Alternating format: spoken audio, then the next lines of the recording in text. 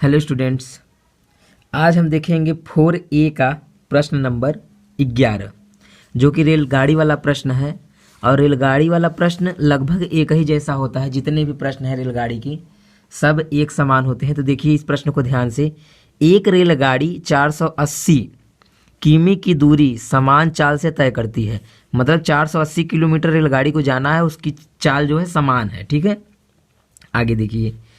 यदि इसकी चाल 8 किलोमीटर प्रति घंटा कम होती, मतलब कि मान लीजिए उसकी चाल अगर 100 है तो 8 कम कर दीजिए, मतलब 92 कर दीजिए, मान लीजिए। ठीक है, 8 किलोमीटर प्रति घंटा उसकी चाल को, स्पीड को कम कर दीजिए, तो वह उसी दूरी को तय करने में 3 घंटे अधिक लेती है। ठीक है, मतलब कि अगर चाल कम होगा तो समय तो लगेगा उसको पहुंचने में, थोड़ा बढ़ जाएगा, 3 घंटे ज़्यादा लेती है।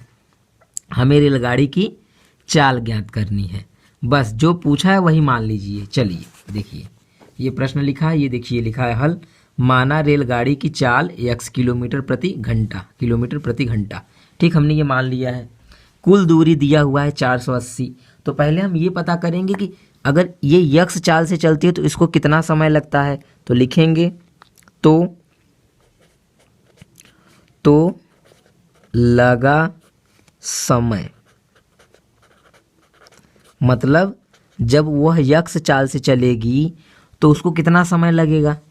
तो समय बराबर क्या होता है, समय बराबर होता है दूरी बटे चाल ना, दूरी बटे चाल। ये बात याद रखिएगा। दूरी ऊपर लिखेंगे, दूरी कितना है 480 और चाल कितना है, चाल है यक्स। ठीक, ये हो गया, इतना घंटा उसको समय लगेगा। क्लियर, मतलब जब वह जो रेलगाड़ी है यक्स चाल से चलेगी, यक्स किलोमीटर प्रति घंटा से, और 480 किलोमीटर तय करेगी, तो उसको समय कितना लगेगा, 480 बटे यक्स घंटा, इतना समय उसको लगेगा। अब हमको क्या करना है, इस चाल को बोला है सवाल में ना, इस चाल को हमको 8 किमी प्रति घंटा कम होती ना, कम कर दीजिए। ठीक है, तो लिखेंगे, यहाँ से लिखेंगे 8 किलोमीटर प्रति घंटा चाल कम करने पर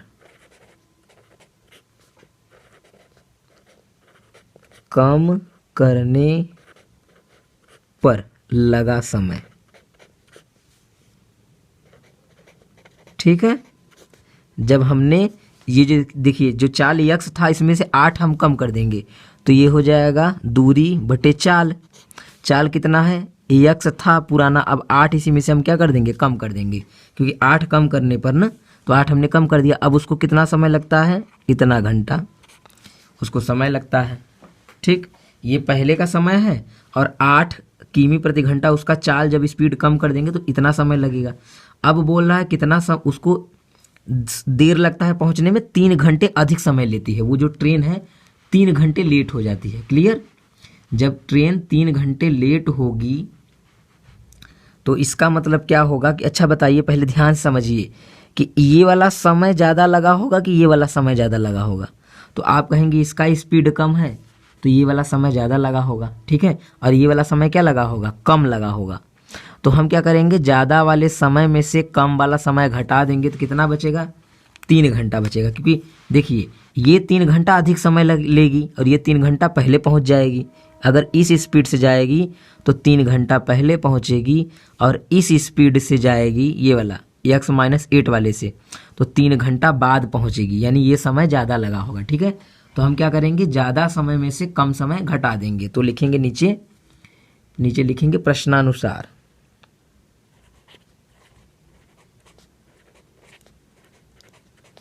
प्रश्नानुसार, तो ज़्यादा समय वाला पहले लिख लीजिए।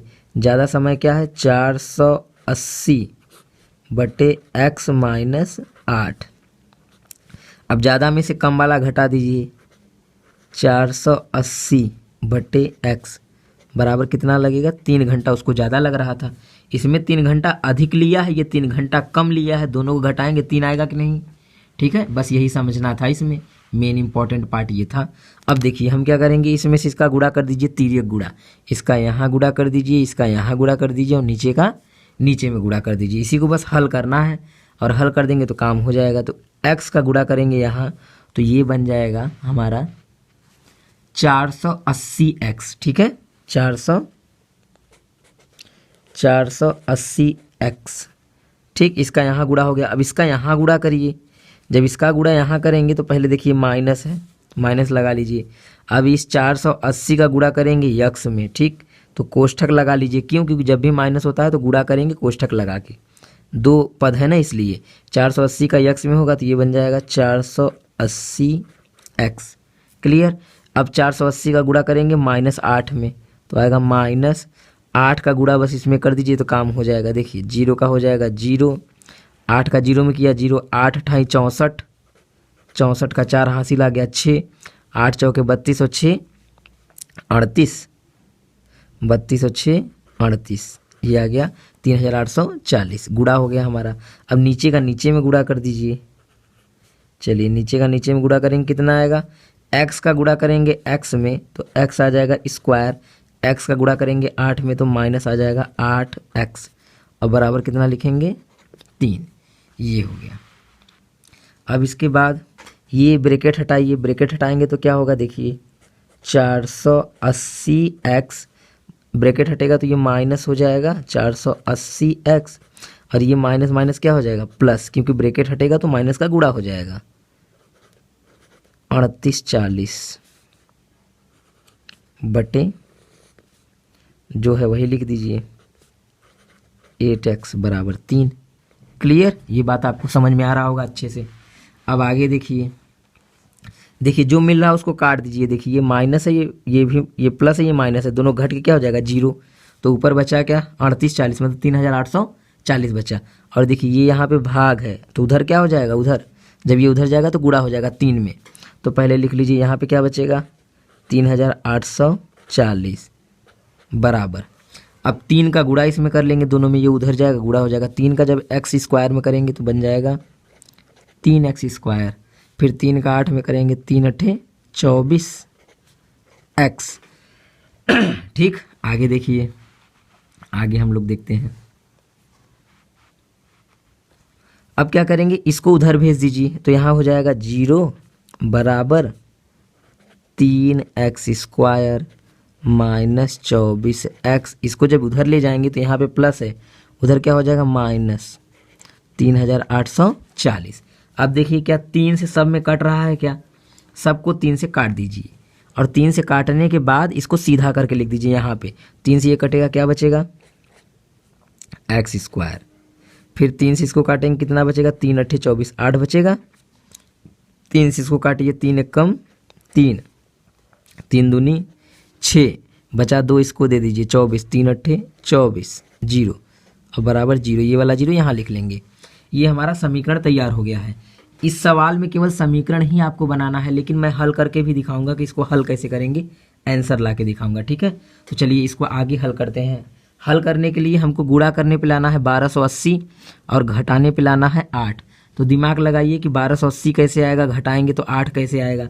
तो दिमाग तो यहाँ ऐसे लग नहीं पाएगा, तो इसके लिए हम लोग थोड़ा सा रफ कार्य करते हैं। क्या रफ करेंगे, चलिए देखिए 1280 को ऐसा तोड़िए कि घटाने पर आ जाए 8। चलिए तोड़ते हैं। तो इसका करेंगे हम लोग एलसीएम, लस 1280 काटिए, 2 से काटेंगे 2 छक्के 12, 2 चौके 8 0, 2 तिया 6, 2 दूनी 4 0, 2 से काटेंगे ये हो जाएगा 160, 2 से काटिए 80, 2 से काटेंगे आ जाएगा 40, फिर 2 से काटेंगे 20, 2 से ये जाएगा 10 बार में, फिर ये 2 से जाएगा 5 बार में और 5 से 1 बार में। अब हमको इसी को ऐसा सेट करना है कि घटाने में कितना आना चाहिए 8 आना चाहिए। चलिए सेट करते हैं। 5 दूनी 10, 10 दूनी 20, 20 दूनी 40। तो 1 ले लीजिए 40, मान लीजिए हम 40 लेते हैं। ठीक है, फिर इसके बाद 2 दूनी 4 दूनी 8 दूनी 16 दूना 32। अच्छा बन गया, क्या घटाने पे आ गया, देखिए आ रहा है ना। माने इसका हम गुणा कर लिए, इसका गुणा कर लिए, दोनों घटाएंगे तो देखिए 8 भी आ जा रहा है और गुणा करने पे यही आएगा क्योंकि इसी के गुणनखंड से बना है। ठीक है, तो हमको 40 और 32 लेना पड़ेगा। चलिए, तो आपको समझ में आ गया होगा कि बड़ा गुणनखंड कैसे करते हैं, ऐसे ही किया जाता है। तो इसको जब करेंगे तो ये हो जाएगा x स्क्वायर माइनस 40 माइनस 32 में तोड़ देंगे इसको और x इसी तरह से लिख लेंगे माइनस 1280 बराबर 0। आप देखिए अब क्या करेंगे,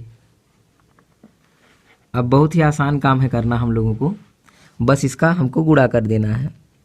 एक्स स्क्वायर वैसे ही रखिए, एक्स का 40 में करेंगे आ जाएगा 40x, एक्स का 32 में करेंगे। अच्छा एक बात ध्यान दीजिए, जब यहाँ माइनस होता है तो अंदर का चिन्ह प्लस बन जाएगा, माइनस माइनस प्लस, और एक्स का गुणा 32 में होगा, कितना आ जाएगा 32x माइनस 1280 बराबर कितना आ जाएगा 0।